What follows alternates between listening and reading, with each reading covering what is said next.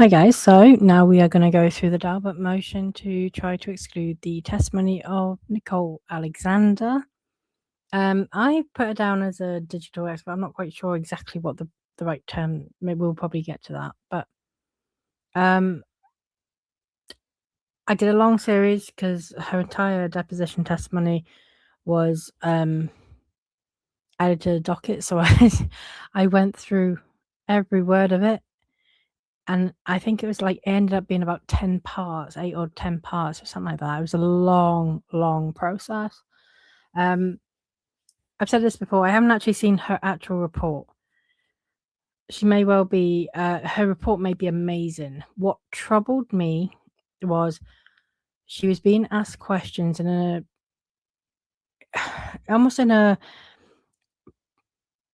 it's like a practice, I guess, for the real thing at trial. But a deposition is essentially it's being questioned by the opposition, and it's in a far less stressful environment. It's in a room, a private room. You've got your attorneys, you've got the plaintiff's attorneys, the defendant's attorneys, and it's videoed and transcribed. But it's not the same as being in the real trial where you are in front of a jury, in front of the judge and all the clerk and all the other court staff, in front of the parties themselves, as well as all their counsel, and the public. So, and I just found, personally, again, I just found that she struggled. She struggled to articulate. And I'm hoping that that is just nerves, and Wayfarer spend time giving us some proper preparation for all of this. Because how she performs, like, she can know her stuff, and that's amazing, right? But, and I stand by this, what you say in argument, so your reliance on statutes, on case law, and whether the evidence is on your side, how your client performs, testifying and under cross, that is all like 50% of what goes into winning a case. The other 50% is the persuasiveness and, the delivery by the attorneys, by the lawyers, of how they present their client's case. So, and that's called the moot. And I do think it's a fair balance on, you can have a case that is solid in terms of evidence and law and still lose. Because there's not always, there are, for every case law that exists, usually that supports your case, there will be, an alternative case law that supports the other side's position too. That's the nature of, court cases, especially where they're on the same level. So if you've got a lower court and you're citing, I don't know, in the UK, maybe it would be like a Crown Court decision or a county court decision. Unless you are bringing in something from a higher court, like a court of appeal or a high court or a Supreme Court even, you can have two different verdicts for, a similar case, because at the same level, the judge is not bound. He can be persuaded, but he's not bound. And that is the same in, in the American courts as well, in state courts and federal courts. So for every citation that Wayfarer have for the Second Circuit, Lively's team may find, more often than not, there will be one that supports Lively's position. So how your experts come across, right? And I think we can look at Dr. Spiegel and then Dr. Shannon Curry, right? And people there's no doubt Dr. Spiegel he's very knowledgeable in his field, right? But it was how he come across on the stand. Same with Dawn Hughes. Just did not come across good. Shannon Curry, by complete contrast, come across as completely measured. Knew her stuff, but also answered the questions very, very well and backed it up. She didn't rely on having to look at her notes because she remembered them, because she knows, and that demonstrates knowledge. And I just found, and this is just a personal opinion which I'm open to changing, that Nicole Alexander seemed flustered and seemed to struggle to explain a lot of what she was doing, stuff that she should know. She's an expert. But again, her report could be amazing. So, and it could be just that, she found the environment stressful, and she weren't very well as well. She was getting over an illness. I consider all of these things, and I keep it in the back of my mind.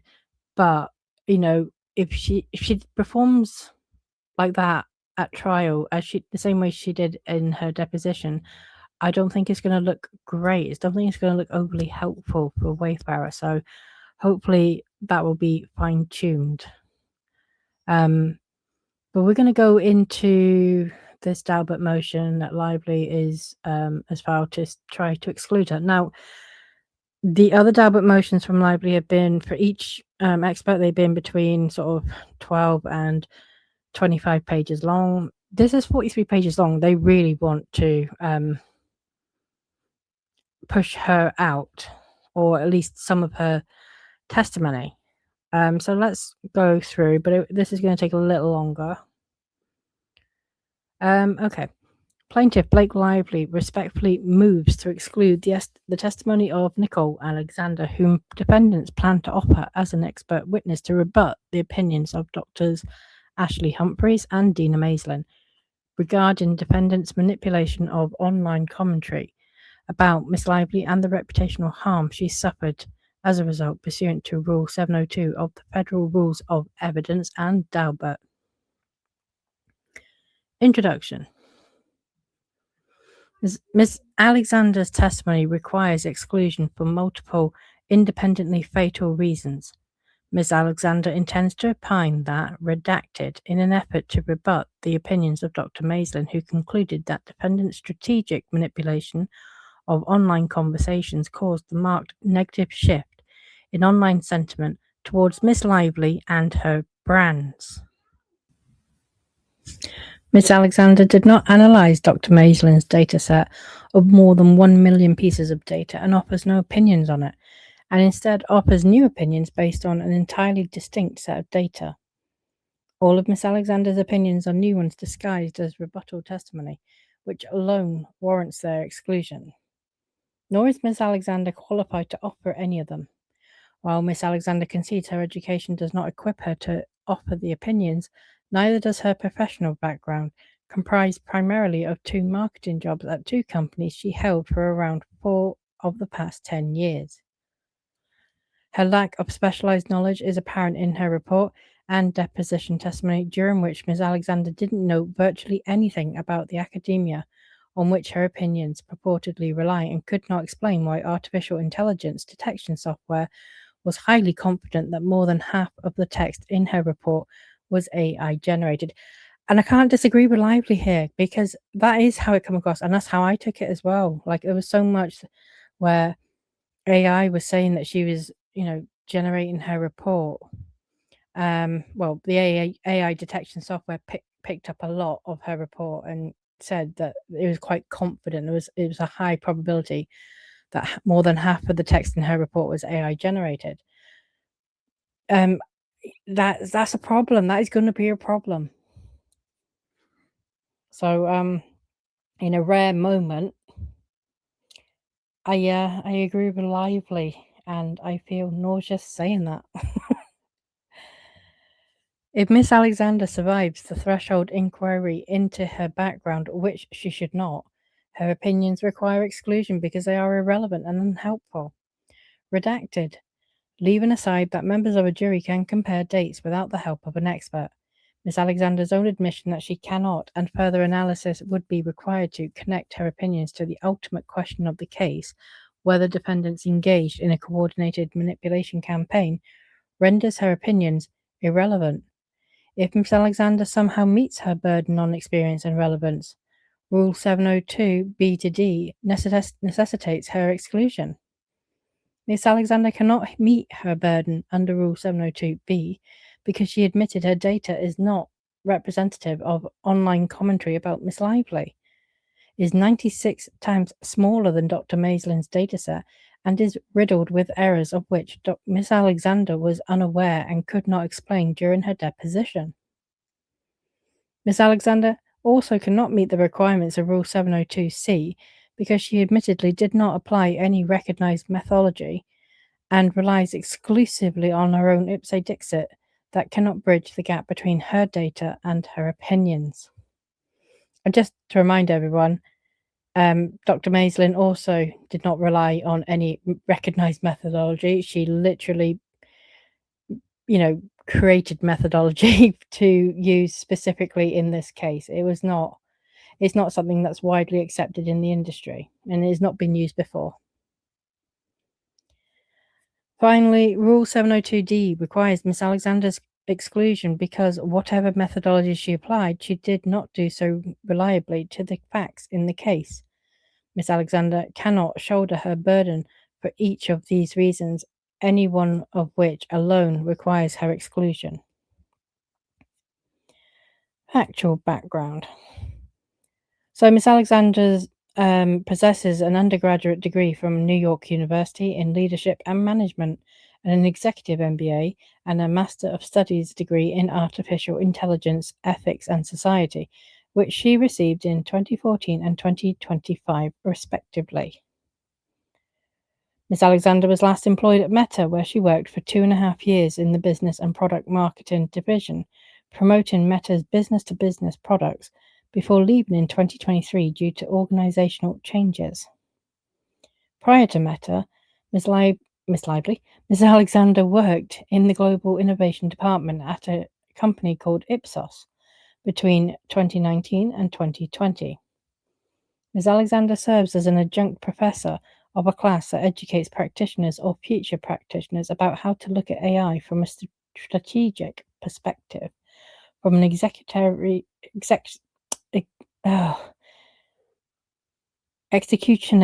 perspective at Columbia University, although her CV identifies herself as an adjunct professor at both Columbia and NYU, even though she has not taught at the latter since 2022. Miss Alexander's 11 opinions. Miss Alexander has never served as an expert witness in any litigation. For purposes of this litigation, she claims an expertise in data analysis, marketing, and specifically social networks. Miss Alexander testified that her assignment was to serve as a rebuttal expert to Drs. Maislin and Humphreys. Her specific assignment was to answer redacted. Alexander seeks to offer 11 opinions which organize into 4 general topics and are redacted. Ms. Alexander confirmed that the 11 opinions represent the sum of what she intends to opine on and that none of them relate to causation. The dataset. Ms. Alexander relied on an assistant, whom she identified as Taylor Hunter, to collect data from Instagram, Reddit, TikTok, X, and YouTube. Ms. Alexander did not give Ms. Hunter any specific instruction on how to approach it, how to run the data, or how to scrape the data, anything to that effect, and checked her work only for undefined completeness. Ms. Hunter used YouTube's application programming interface to scrape content from that platform and relied on data scraping tools available on Apify to scrape data from the other 4 platforms because platform-provided APIs were not available on the day Ms. Hunter scraped data from them. In all, Ms. Hunter scraped 43,992 pieces of online content from the 5 platforms, 6,049 from Instagram, 879 from Reddit, 688 from TikTok, 20,039 from X, and 16,337 from YouTube. Ms. Alexander confirmed during her deposition that her dataset is not representative of the overall universe, that encompasses Blake Lively during the given periods of time that we looked at. Rather, the dataset is whatever content the social media networks allowed Apify to have access to on the day of scraping that met the parameters Ms. Hunter entered. Ms. Hunter detailed what she scraped and her own observations of the data in 5 README text files, one for each platform, which Ms. Alexander confirmed that she reviewed, confirmed is accurate, and produced as part of her backup materials. The dataset reflects the following information about the 5 platforms. Instagram. There is absolutely... No point reading them actually because it tells me nothing. It's redacted. The meta-analysis, because of the limited amount of data available from each of the 5 platforms, are redacted. Ms. Alexander produced an Excel README and code file which Ms. Hunter wrote and executed, relating to the meta-analysis that are attached hereto as a combined exhibit. The Excel backup file which Ms. Alexander titled Redacted, as reflected in Exhibit 11. For example, the meta input redacted. This is going to be fun. Well, that's it. That's redacted. The signature comparison. To determine whether the public discourse about Miss Lively was redacted. Redacted. The sentiment classification. Redacted. To perform a sentiment classification analysis, Ms. Hunter wrote the code for a software model called BERT to assign positive, negative, or neutral to the dataset based on neutral language. Ms. Alexander intends to opine that redacted. Time series forecasting is all redacted. Legal standard. So this might not be as long as I thought it might be because, we can't read much of it. Okay. Federal Rule of Evidence 702 provides that a witness who is qualified as an expert by knowledge, skill, experience, training, or education may testify in the form of an opinion or otherwise only if a. the expert's scientific, technical, or other specialized knowledge will help the trier of fact to understand the evidence or to determine a fact in issue. B. The testimony is based on sufficient facts or data. C. The testimony is the product of reliable principles and methods. And D. The expert's opinion reflects a reliable application of the principles and methods to the facts of the case. Pursuant to Rule 702 and Dalbert, a district court must ensure that any and all scientific testimony or evidence admitted is not only relevant but reliable at every step. In deciding whether a step in an expert's analysis is unreliable, the district court should undertake a rigorous examination of the facts on which the expert relies, the method by which the expert draws an opinion from those facts, and how the expert applies the facts and methods to the case at hand. This gatekeeping obligation applies to all expert testimony and is to make certain that an expert, whether basing testimony upon professional studies or personal experience, employs in the courtroom the same level of intellectual rigor that characterizes the practice of an expert in the relevant field. The proponent of expert testimony has the burden of establishing by a preponderance of the evidence that the admissibility requirements of Rule 702 are satisfied. Okay. The court should preclude Miss Alexander's attempt to offer affirmative opinions disguised as rebuttal testimony. The court should strike. Wow. The court should strike Miss Alexander's testimony because it attempts to introduce entirely new opinions on a new subject under the guise that they are rebuttal. None of the opinions have anything to do with Dr. Humphrey's analysis, and the organic and sentiment opinions are entirely distinct from Dr. Maislin's opinions because Miss Alexander chose to apply an entirely different methodology to an entirely different dataset, rather than to Dr. Maislin's set of 1.1 million pieces of raw data, which was provided to Defense Counsel in full. Ms. Alexander testified that she would assume that applying one another's methods would lead to different opinions because of the different raw datasets, but she did not know for sure because she did not perform any analysis of Dr. Maislin's dataset or attempt to apply her own methodologies to it, which forecloses Ms. Alexander's ability to explain, repel, counteract, or disprove Dr. Maislin's analysis. And they're not wrong. The defendants cannot perform an end run around their strategic decision not to serve an affirmative report by serving affirmative opinions under the guise of a rebuttal report. Ms. Alexander is not qualified to offer any of the opinions.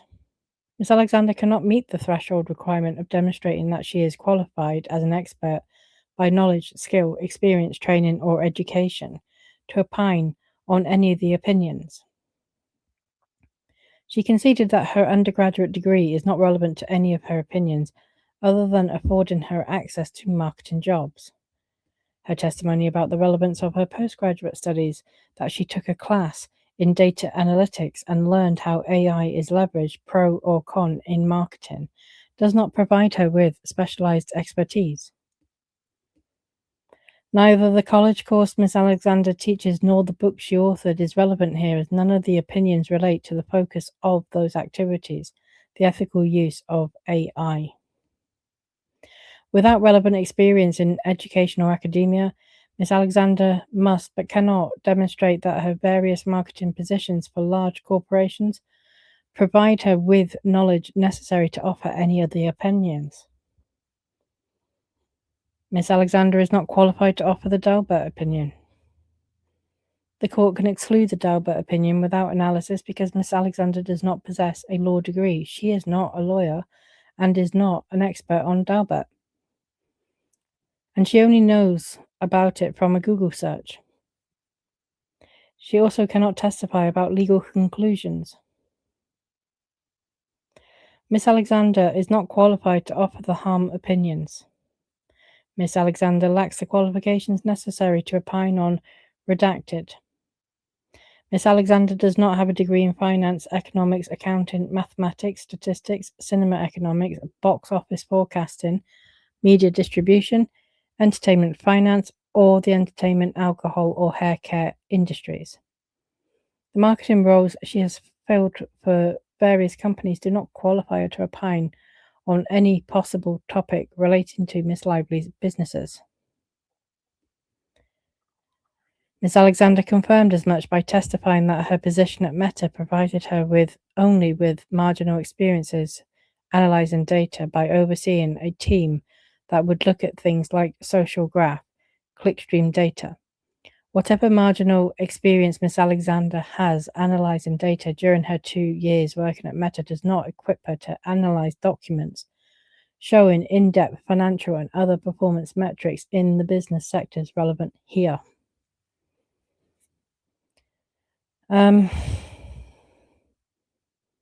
Unfortunately, I'm agreeing with this, and because I have gone through her deposition, I'm finding it difficult not to say Lively is making good points here, and this is the problem because whilst the deposition gives us a window into what the expert is likely to say and how they're likely to come across on the stand.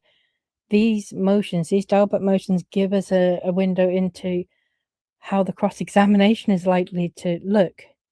And this does not look good for Nicole Alexander.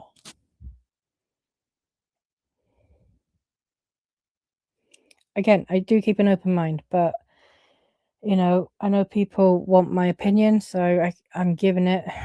You might not love it. I don't love it, but it is what I personally see. Someone else may have a completely different opinion, but this is mine. So far. Maybe as we go further into this, a miracle will take place. Miss Alexander is not qualified to offer the organic or sentiment opinions. Conceding that she lacks degrees in marketing, digital marketing, computer science, data science, statistics, data analytics, digital marketing, or computational social sciences, Miss Alexander claims it is her experience as a practitioner in marketing science that provides her with the specialized knowledge in the field of data analysis, marketing, and specifically social networks. Both sets of opinions rely on data and statistical analysis, including the regression models and meta-analysis. But Ms. Alexander is not a data scientist or statistician. I can't say that. Yeah, that's right, statistician. And any incidental statistical or data analytical work she has performed in her marketing jobs is insufficient to render her an expert in either. Both the report and her deposition confirm that Miss Alexander does not possess specialized knowledge required to offer the organic or sentiment opinions. To the extent Miss Alexander has performed any research, it has never been published in any journal or peer-reviewed publication, which she believes is reserved usually for more full-blown academics. She has never served as an editor for any academic or scientific journals, does not subscribe to any, and could identify only two during her deposition.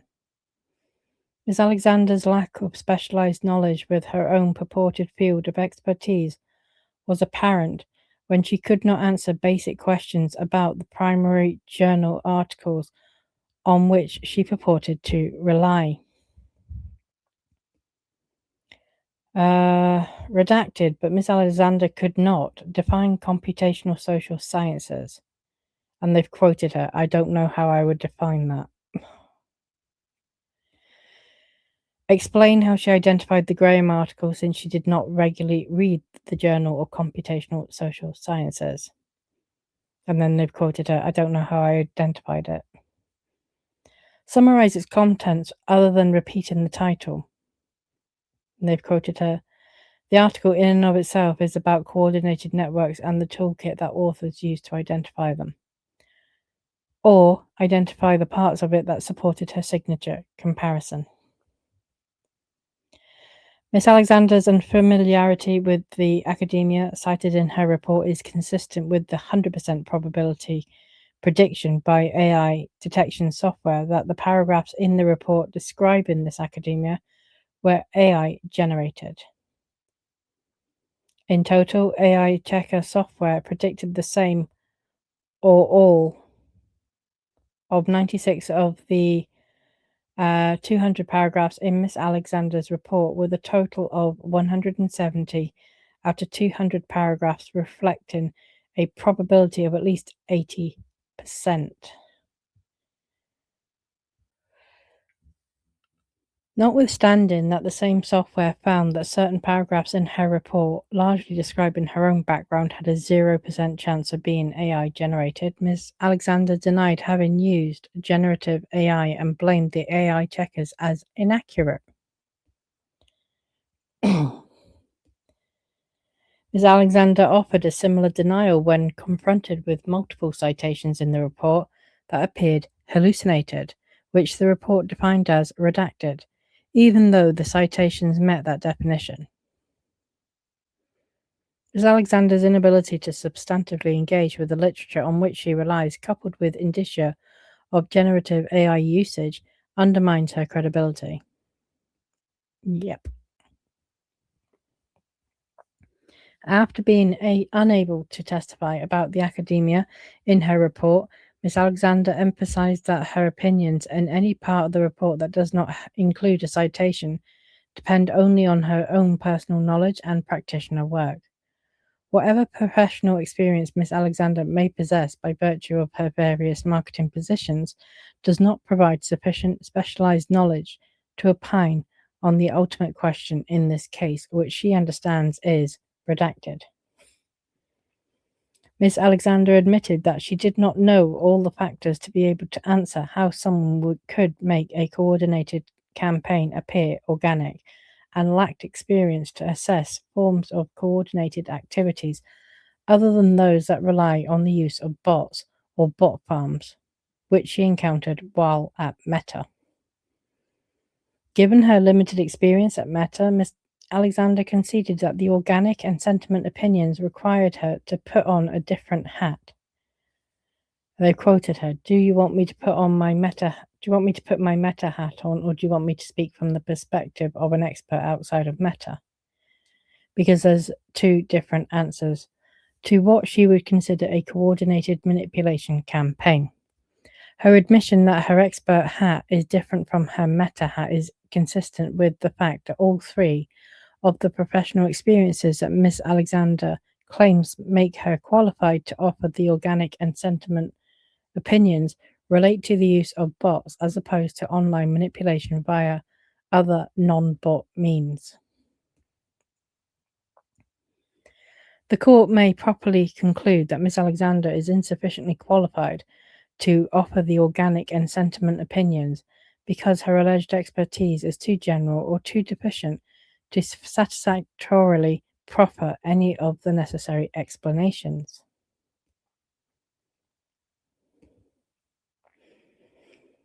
Miss Alexander's opinions are irrelevant and unhelpful.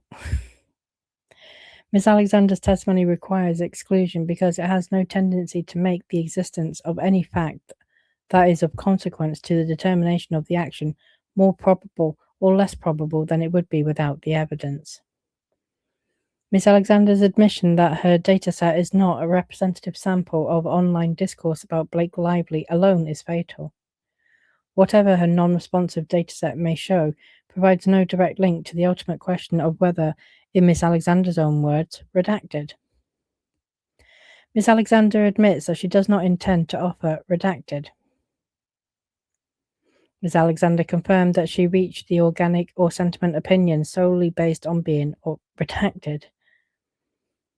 She cannot offer any opinion on whether any of the negative media coverage is tied to defendants because she did not consider a single document or communication produced in this case that relates to the defendants, including conversations reflecting that they seeded anti-Lively content in print and online news sources and manipulated online discourse. At best, Ms. Alexander can testify that social media items in her dataset redacted as public events relating to the film. Testimony comparing the timing of the data in her dataset with the dates of public events is neither relevant nor helpful to the trier of fact.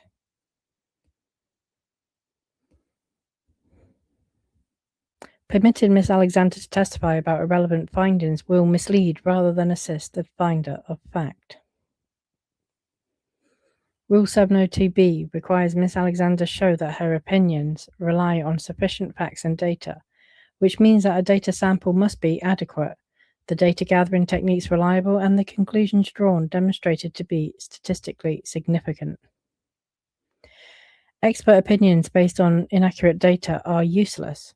Garbage in, garbage out. The phrase garbage in, garbage out is the postulate that no matter how sophisticated and capable an information processor is, the quality of that information it generates cannot be superior to the quality of the information it received. In other words, an expert working on inaccurate data will only yield misleading results. In her report, Ms. Alexander confirms that the redacted. Despite agreeing in theory that data must be reliable, her dataset is demonstrably unreliable and cannot support any of her opinions, for multiple, independently fatal reasons. The meta-analysis is based on mystery data. The organic opinions and opinions 8 and 9 require exclusion because they're redacted. The chart below, excerpted from Exhibit 11, illustrates the discrepancies between the redacted. The sentiment opinion relies on mystery data. Ms. Alexander failed to disclose any of the underlying materials related to the purported sentiment classification, which defeats Rule 702C for the reasons discussed below.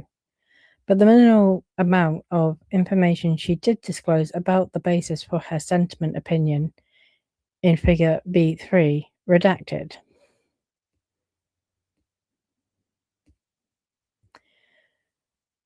Ms. Alexander admits her data set is representative of nothing. Miss Alexander's admission that the dataset is not a representative sample means that any conclusions drawn from the dataset are limited to the dataset itself. But the opinions go far beyond observations about the dataset itself by asserting broad propositions about all of the online discourse about Miss Lively between January 2024 and October 2025. The court should exclude the opinions because they make assertions as if the dataset were a representative sample, even though Ms. Alexander admits that it is not. Leaving aside Ms. Alexander's admission that the dataset is representative of nothing, her inability to articulate sound data gathering techniques proves her opinions are unreliable. See, this is what I said. She can't articulate it. It's a problem. And it's Lively's counsel's job to point this out. Miss Alexander struggled during her deposition to explain exactly how Miss Hunter had collected the data while insisting that Miss Hunter would have instructed the Apify actors to scrape data that hit on certain search terms. Miss Alexander admitted that she did not know what constraints the social media sites placed on what Apify could obtain or how the actors operated. See, there you go, right? She struggled during her deposition. And that is why, her performance in the deposition is a problem. And I'm going to put links to each and every video. Don't take my word for it. You can listen to Nicole Alexander's own words, and I think you will find that it is problematic. It was problematic. I don't like saying that, but that is how she come across. I am not surprised by this filing at all, and so far, I can't actually find anything to disagree with yet. And I'm annoyed that I feel like that. In other words, Ms. Hunter could have, and the dataset itself reflects that she may have, manipulated the output by selectively choosing redacted. Now, that's a big claim to make. But if it's a possibility, and they're not saying she did do that, she's saying, well, it's possible that she herself was selective and manipulated the data.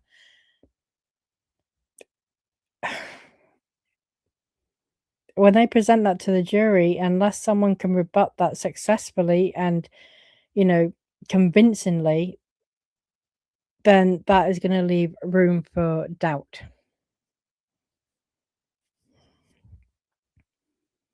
Even if and when Miss Hunter used search terms, the output is unreliable because Miss Alexander could not provide a sufficient explanation as to how she decided on the terms, rather than picking ones that were general enough and that had a good amount of volume across Apify. One specific YouTube video is illustrative of the unreliability of the dataset and Miss Alexander's inability to defend it.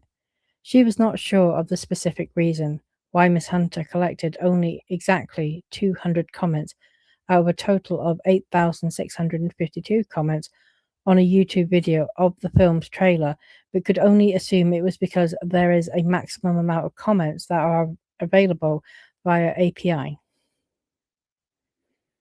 Ms. Alexander testified that it would not be important for her to understand why her dataset contained only out of 8,652 if the 200 is a randomized sample, but she could not confirm that was the case. The lack of a sound data gathering technique forecloses finding that the dataset provides a reliable basis from which to extrapolate any opinions. I will just point out as well, because I feel like this has got to be fair and balanced. Is whilst I am being quite critical here, so I'm only able to base that on the deposition testimony, which I went through at great length, and I didn't skip any of it. I went through it all.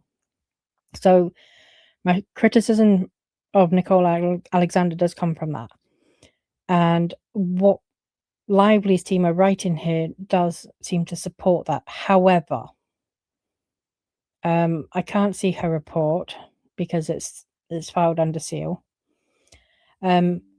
Also, Wayfarer are going to respond to this next week, next Friday. So I want to see what they say in response. Because I don't I don't want people to come at me. Like, I keep a very open mind. It's just my opinion is based on what I've seen and read so far. But I know that there are, other things that I need to see that I just haven't had access to yet. But Wayfarer's response to these points will be a really good and useful start. Okay. The small size of the data set diminishes the reliability of the opinions. Miss Alexander cannot meet her burden to demonstrate a sufficiently sized dataset either. To defend the size of her dataset, Miss Alexander proclaims her dataset to be redacted. But merely asserting this does not make it so, and her dataset is a minimal fraction of the size of Dr. Maislin's set. I mean, now we're in a my dataset is bigger than yours dataset argument.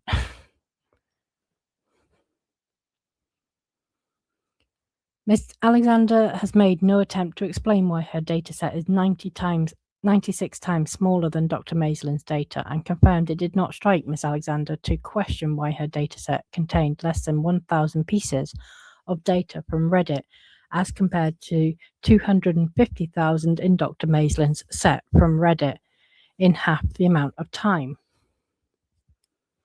Nor does the report defend 43,992 items offered 43,992 items as a sufficient volume of data, and Ms. Alexander could not explain during her deposition what volume of data would be sufficient.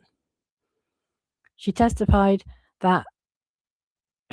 only that there should be an even sample across all networks in order to make an opinion, which her dataset fails to meet, with data volumes ranging from 688 in the case of TikTok to 20,039 in the case of X.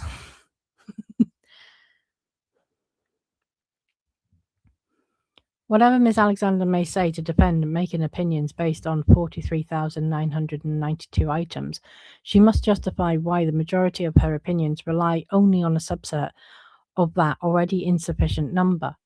She implicitly conceded that fewer than 20,000 pieces of data would not be enough volume to derive an opinion, and yet most, if not all, of her opinions make conclusions from fewer.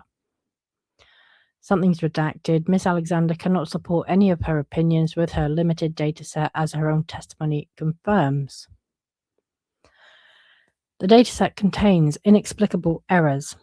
Notwithstanding that each post in her dataset should be a unique post, Miss Alexander learned for the first time and conceded during her deposition that the dataset contains multiple duplicates. Yes, I remember this. I remember this line of questioning. So those duplicates, I'm guessing there are examples that are under the redactions. If you listen to the deposition testimony, it does actually state what they are. So I'm not quite sure why it's redacted, but because it is public knowledge. But I guess you've got to go through the deposition testimony, which is hundreds of pages long. Miss Alexander claimed it was not necessarily important for her to understand why there were so many duplicates, because she assumed there was a good reason. She also did not know and could not quantify or explain why the dataset contained facially irrelevant content that she admitted she should never have included in the first place, including the following pieces of content attached here to in Exhibit 17.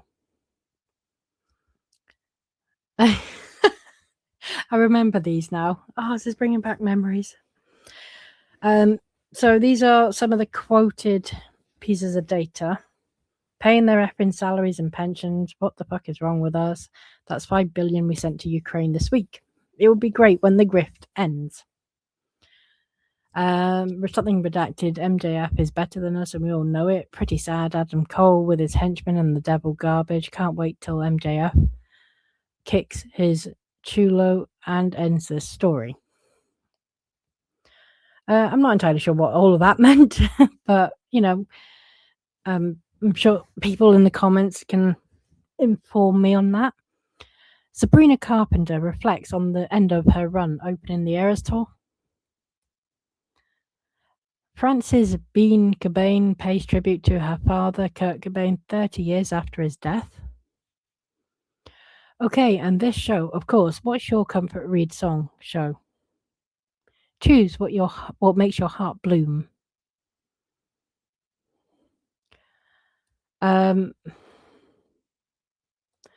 Finale, FYP, and hyphen, voiceover, and hyphen, underscore belift, and hyphen is in hyphen island. All I saw was penis in the middle of that one. I was like, no, hold on, let me get this right. Massage is a path to a healthier life. Book a massage appointment and let's be happy together at the end. What? Yeah. So this stuff is clearly irrelevant, and if she's included it, it's a problem.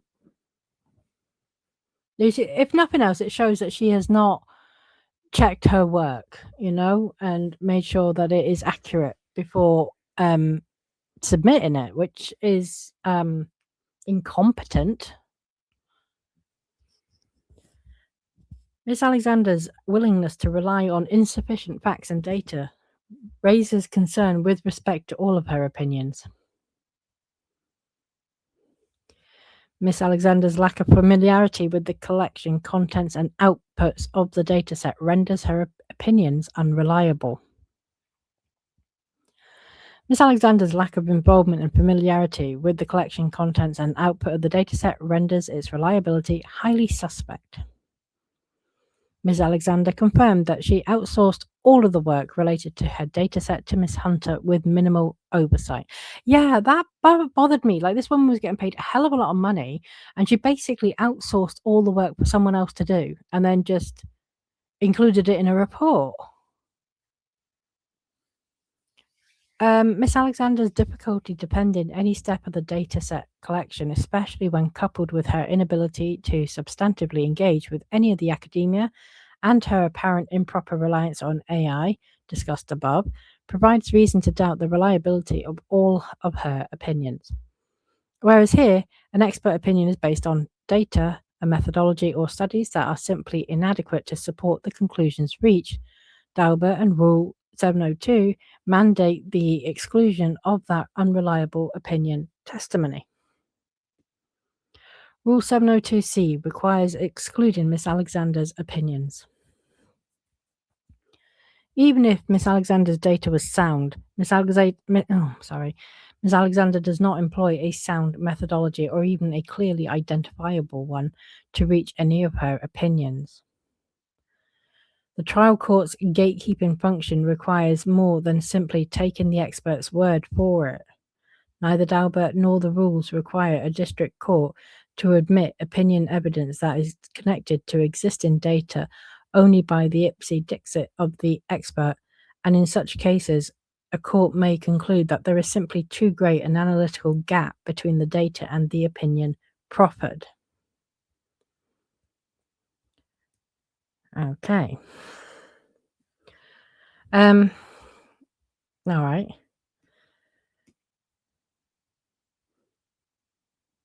Since Ms. Alexander is relying solely or primarily on experience, she must explain how that experience leads to the conclusion reached, why that experience is a sufficient basis for the opinion, and how that experience is reliably applied to the facts. And there's only about 10 pages left now. We're quite a way into this motion. And one thing I will say, stark difference between this particular Daubert motion and the other experts that Lively has filed Daubert motions for, is with the other experts, I actually was like, okay, well, I'm not feeling anything. I'm not seeing anything or reading anything that's making me think, oh yeah, there's reasonable grounds to have this expert excluded. I'm not feeling the same here. I think they've made a very solid, so far anyway, argument for exclusion.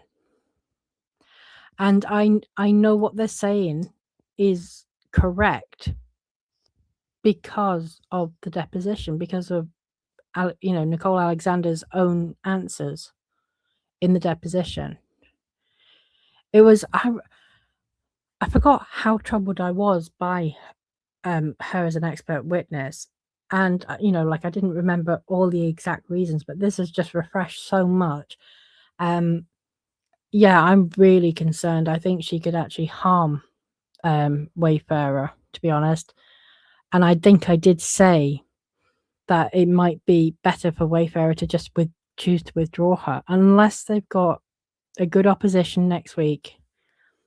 This is going to be devastating, I think, for Wayfarer. Not in terms of, it'll cause them to lose the case, but Lively's attorneys, they are good enough that they will absolutely take her apart.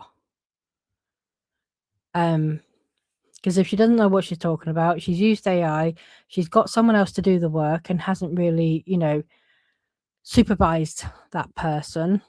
She can't explain,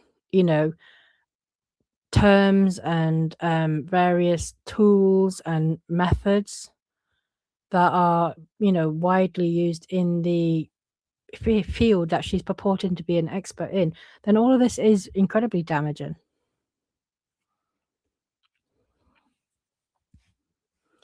Miss Alexander's meta-analysis is not a methodology. The Encyclopedia of Research Design defines the recognized methodology of meta-analysis as a statistical method that integrates the results of several independent studies considered to be combinable. The report relies on an article titled Statistical Methods for Meta-Analysis, which adopts a similar definition, explaining that a meta-analysis is a way of integrating independent studies.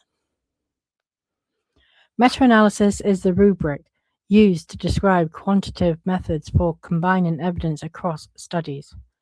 Because meta-analysis usually relies on data in the form of summary statistics derived from the primary analysis of studies, it is truly an analysis of the results of statistical analysis.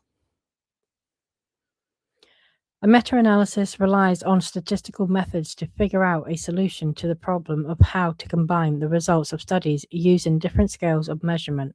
For example, different research studies may repeat the same experiment and measure the same construct, but use instruments that yield numbers on completely different scales. Ms. Alexander concedes, as she must, that she did not integrate the results of several independent studies and instead simply combined data from the 5 platforms. She called the recognized definition of a meta-analysis outdated and testified that she instead applied her own definition of meta-analysis, a high-level analysis of aggregated data, because in the research world, we use it in the way that I just defined it. The court need not and should not blindly accept Ms. Alexander's ipse dixit that she employed a meta-analysis as that term is used in the statistical field. Even if a meta-analysis is a legitimate methodology, Dalbert requires the reliability of the specific methodology used by the expert, not the reliability of an entire field of study. Which here means looking at what Miss Alexander did, not what she labelled it. The report does not provide any basis to credit Ms. Alexander's personal opinion that combining data from different sources constitutes a meta-analysis because it does not describe any statistical method that she employed or would be qualified to employ. To the extent there was any statistical method employed, Ms. Alexander was not the one responsible, since she delegated the role of scraping and aggregating data to Ms. Hunter and therefore cannot testify to it. Yeah. Exactly. She can't testify to someone else's work. That is a problem.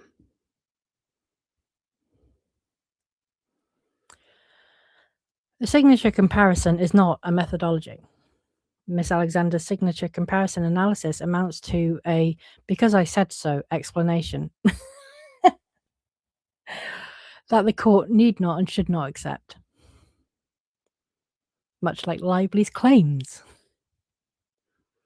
As discussed above, Miss Alexander conceded that the signature comparison, including the redacted, relies entirely on her own experience as a practitioner. But the experience at Meta and Ipsos that Miss Alexander identified had nothing to do with online campaigns designed to appear organic, and she therefore cannot justify relying on her ipse dixit alone. If Miss Alexander now attempts to bridge the gap between her experience and the organic and sentiment opinions by relying on the 3 articles redacted, they do not help her. Like her own experience, the Howard and Ferrara articles relate only to the signatures of automated, i.e. bot, campaigns and provide no basis to extend those signatures to other forms of manipulation. And as with her perversion of meta-analysis, Miss Alexander invokes the toolkit identified in the Graham article as an open source software package and methodological framework without employing the methods that would give it analytical heft. Nor does Miss Alexander provide any support for the way she interpreted and applied the diagnostic signatures, redacted, but could not cite any literature defining a 3-day period as tight synchrony and confirmed it would be up to any individual expert to decide how to define tight temporal synchronization. The reliability of the signature comparison is also called into question by the report's parroting of the language in the redacted files that Miss Hunter, not Miss Alexander, wrote. Then there is a lot redacted. It appears that Miss Alexander largely adopted Miss Hunter's analysis of the dataset without applying any further critical thought or method. While the law permits Miss Alexander to use an assistant, courts will preclude proffered witnesses who simply aggregate or recite the opinions of others, because an expert must be given her own opinion and not simply be a conduit for the opinion of an unproduced expert. Miss Alexander cannot bridge the gap to her sentiment opinion. Even if she can explain why the data underlying her sentiment opinion does not match her dataset, Miss Alexander still cannot bridge the gap between the dataset and her sentiment opinion because she has disclosed only the output and not the inputs. For example, the specific BERT model she used, the instructions or parameters Miss Hunter provided BERT, the sentiment classification at the post level, i.e. how BERT classified each individual post rather than the aggregate outcome, which of the 200 posts she claims to have validated by hand, or the results of that validation, or the underlying code. I remember that. Like, there was a whole thing, like, where... Who was it? Meryl Gavansky? I want to say it was Meryl Gavansky was doing the deposition. And she was... I think it was, anyway. It might be someone else. But Gavansky is kind of sticking in my mind. And whoever it was, anyway, she was like, well, which specific BERT model is it? And there was like, I think the answer was, oh, it's an app. It's the latest one. It's the latest one. It's the latest one. It's like, well, which one is it though? Identify it. You still have to identify it. Like, because it could have been updated in between the time she used it and the time of her deposition, and just she might not have realized it. So what would be the latest one then would not be the one she actually used. You have to identify what you are using. You know, what instructions are you giving it? What posts what posts were validated by hand? What was the results? You have to explain and confirm absolutely everything. Because, you know, Lively's team will want to try to recreate to see if they get the same results.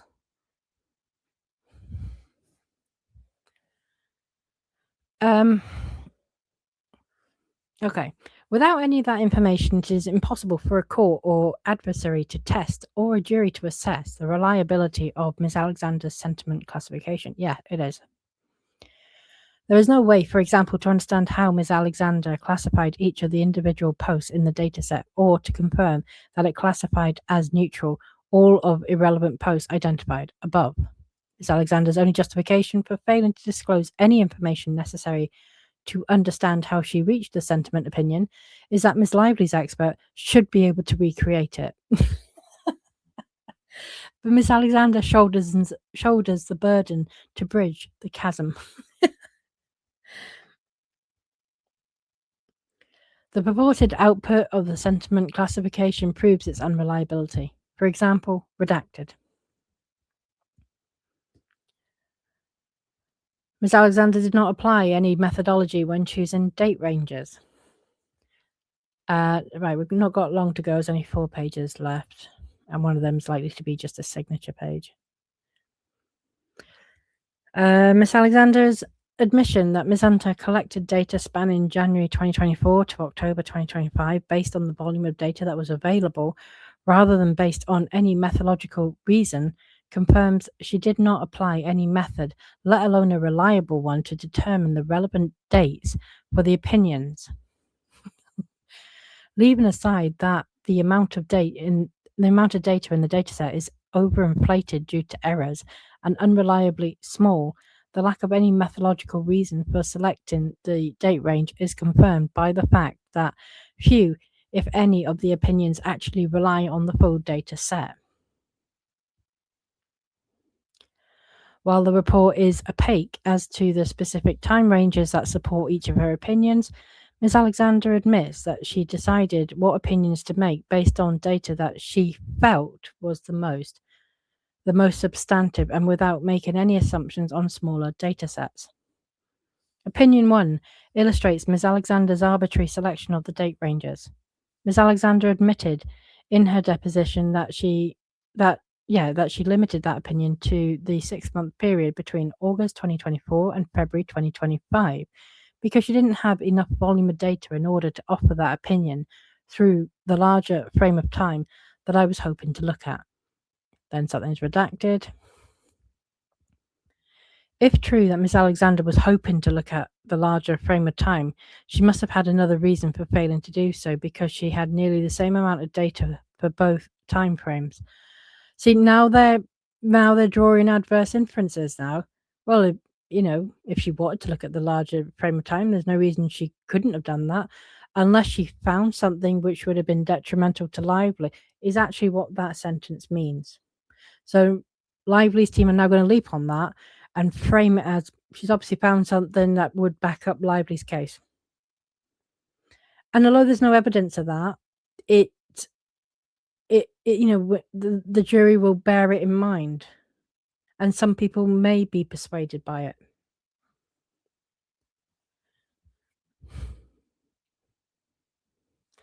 Nonsensical explanations like these cast serious doubt on the reliability of her methodologies.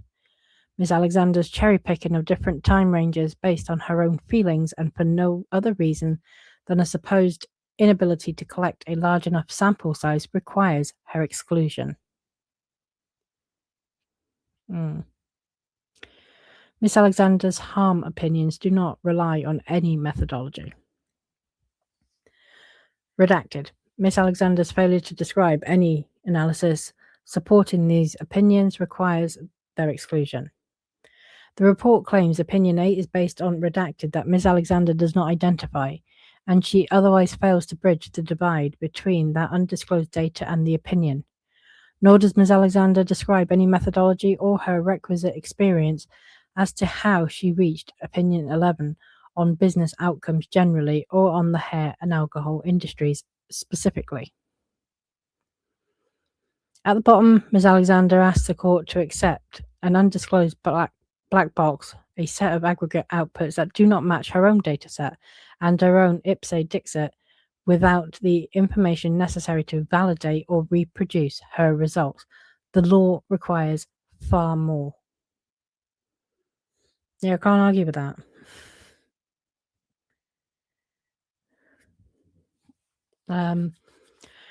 Rule 702D requires excluding as Ms. Alexander's opinions. The court need not consider Rule 702D because, for the reasons discussed above, Ms. Alexander did not apply any methodology other than her own say-so. But if, arguendo, she employed any methodology, her testimony would fail Rule 702D because the facts of the case were irrelevant to her analysis. As discussed above, Ms. Alexander did not consider a single document about whether or how defendants manipulated online conversation. Where an expert inexplicably fails to analyze facts that his or her methodology would ordinarily take into consideration, that expert's opinion rests on a faulty assumption and is not based on good grounds. And they've cited that quote is from Lyman, so they've used a lot of Lyman's quotes in here. The shaky factual grounds on which Miss Lyman I've got Lyman in my head now. The shaky factual grounds on which Ms. Alexander's analysis depends is laid bare by her testimony that seemingly no change in facts would alter her opinions. Ms. Alexander testified that her opinions rely on data from the 5 platforms because they are the 5 major social media platforms in the United States, and without consideration for whether defendants are alleged to have used any or all of these 5 platforms. She even admits that her analysis wouldn't change if it turned out that defendants only used one of the 5. Taken to its logical conclusion, that would mean she would still consider the full dataset to look for signatures of manipulation, even if, for example, defendants manipulated communication only on TikTok, redacted, and her analysis would not change, even if defendants' manipulation did not occur until the middle or even the end of the month. In that world, she would continue to include all of the data from August in her baseline period, redacted, because she preferred to end the baseline at a month outside of the alleged manipulation. In her deposition, Ms. Alexander was unable to understand, let alone justify, why her analysis would possibly change if she was using pre-manipulation data to draw conclusions about what happened post-manipulation. So, and they've quoted a bit of the deposition transcript. The question was, what if it turned out that the digital part of the campaign started after August 2nd? The witness, that would not change my analysis. Question. It wouldn't say if the campaign started on August 9th as opposed to August 2nd. Wouldn't removing the data between August 2nd and August 9th have an impact on your outcome? And then the witness answers, I hate to answer a question with a question, but I guess my question would be, why would we remove the data between August 2nd and August 9th?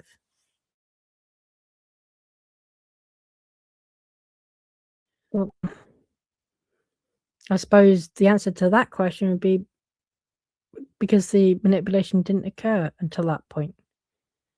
I mean, it was a hypothetical question. By turning a blind eye to defendants' actual conduct, Ms. Alexander's opinions exist only in a vacuum, divorced from and unreconcilable with the facts of the case, which fails to meet Rule 702D. For the reasons detailed herein, the court should exclude Ms. Alexander's testimony. And that comes from Michael Gottlieb, and I have to, I hate this. I have to say he did a very, very good job. That was incredibly brutal. And to be honest, if I didn't know what he was saying was true from my own reading of the deposition transcript, I would be like, nah, they're exaggerating for some of that. I would have thought that some of that was, just, your usual huff and puff, really, for that attorneys, how they kind of spin things. But that was methodical. And if she goes on the stand and can't, rebut some of this with evidence and show that she knows what she's talking about, show that her data was reliable, the methods were reliable, that she didn't just get someone else to do the work and then sign the report in her own name, then she is going to struggle. She's going to struggle a lot at trial, and it won't look good for Wayfarer overall. And a Wayfarer, they come with the same sort of they made the same arguments about some of Lively's, like one of them used a lot of AI, that they didn't use tried and tested and, recognized methodology. They come up with their own, that one expert cited his own book as authoritative. We've seen all that, and that just looks ridiculous. Now, I haven't seen some of those reports, and I haven't seen deposition testimony for some of those experts. I can only imagine, and I'm sure it went just as badly as Nicole Alexander's. I haven't seen Nicole Alexander's report, but I have seen a deposition testimony, and I think I spent 14 hours going through it. But with Wayfarer's other experts, I felt quite content that, Lively's team were in the Dalbert motions, both throwing, spaghetti at the wall, seeing what sticked, but they were just making the general kind of arguments and objections that they have to do. With this one, though, I felt like, they went through it, they spent more time on it, because I think they know that actually the deposition was so bad. And I think they have a sense of how bad of an expert witness Nicole Alexander could potentially be for Wayfarer. We'll see what the response is. I will put all of the links to all the deposition videos in the video description. So if anyone hasn't listened to them, I do recommend actually listening to them, because it's all important, it's all relevant, and it explains why I to people who haven't watched the deposition and listened to me reading through it and giving my opinions and reacting, they would just think I'm just being negative. Whereas, if you actually listen, and I know it's a lot to go through, it really is, but this is all important to the case. But if you do actually listen to some of those videos, you don't, not even the full thing, just some parts here and there, because my thumbnail titles do give a bit of a sense of something in it that's I found wild. The comments as well, there were many people who actually agreed with me. That should tell you enough, really, of how bad this lady's deposition was. But hopefully it will make sense to you, because I keep an open opinion on absolutely everything. I am very much pro Baldoni. I don't hide that. I don't believe Blake Lively, but I always give credit or say, "Oh, they did a good job," or she's made a good point. If that has happened, I'm not just blindly pro Baldoni. But this is Wayfarer's witness, and where I would normally be supported and excited, I am not. I am actually concerned by this witness. So, obviously take with that what you will, but I hope that's explained my position, because I know I do sound a bit harsh with this one, and I'm not being harsh. I'm just using my own knowledge and experience of expert witnesses, and it's my assessment that she is not it's my assessment that I don't think she's going to be a good witness for Wayfarer unless they get to grips with all of these weaknesses. And some of them I don't even think, how can you get past them? How can you get past the fact that someone else did the work and you really can't testify to that? And I think this is the strongest Dalbert motion from Lively's team, where I think out of all the experts combined, this is the most likely one that the judge will say no to. Now, I'm not saying he will say no, because it is up to the judge, but I think this has got the most persuasive argument for precluding her testimony. However, if she does go and testify, I am concerned that she will be crucified, basically, on the stand. So that's my opinion. And for now, it remains unwavered because this was an incredibly good document from Lively. And yeah, I need to go and lay down after saying that. Right, so today we have the oppositions to the motion in limine, the opposition to the motion for summary judgment. I'm not entirely sure. I think the opposition for the motion for judgment on the pleadings is actually due next week. I think it's due next week. I think it's a 14-day. I think the motion for summary judgment is coming today after 7 days because that was Lyman's order. But a renewed motion for judgment on the pleadings is normally 14 days, which would be next week, which would be very helpful because we've obviously got a lot coming today in addition to the motion for summary judgment, and we've got a lot coming next week. So it would split the workload nicely, I think. Okay, guys, thanks for listening. Take care. Please do like and subscribe if you haven't, and hype the video. All helps. And I appreciate you listening to me. Thank you.